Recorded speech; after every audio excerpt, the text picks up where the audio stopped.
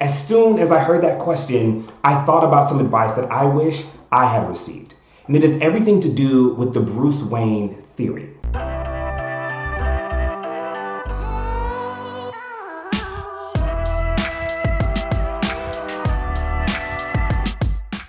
So I'm at Austin Energy last week, and I just hop off stage from an amazing keynote, and I see an individual who's kind of hanging out in the back. And I'm keeping my eye on him because he looks a little hesitant, right? But immediately as I hop off stage, I've got so many people who come towards me and they have so many questions. Not only am I getting congratulatory handshakes and high fives and oh man, that was so great, I've still got this guy out the corner of my eye just hanging out.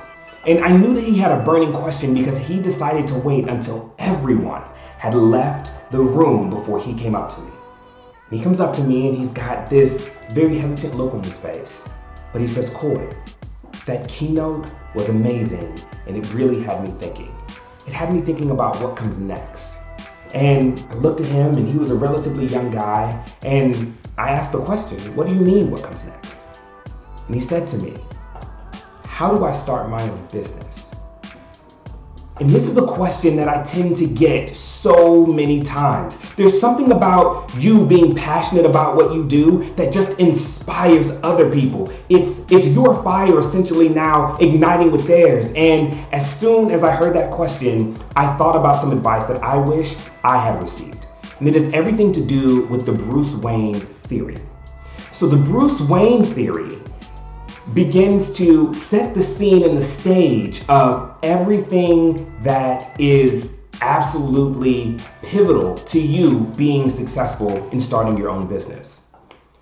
So when Bruce Wayne was 8 years old, he was at Wayne Manor, and it was a normal night. His parents kissed him goodbye, and they said, "Hey, we're gonna go out and see a movie."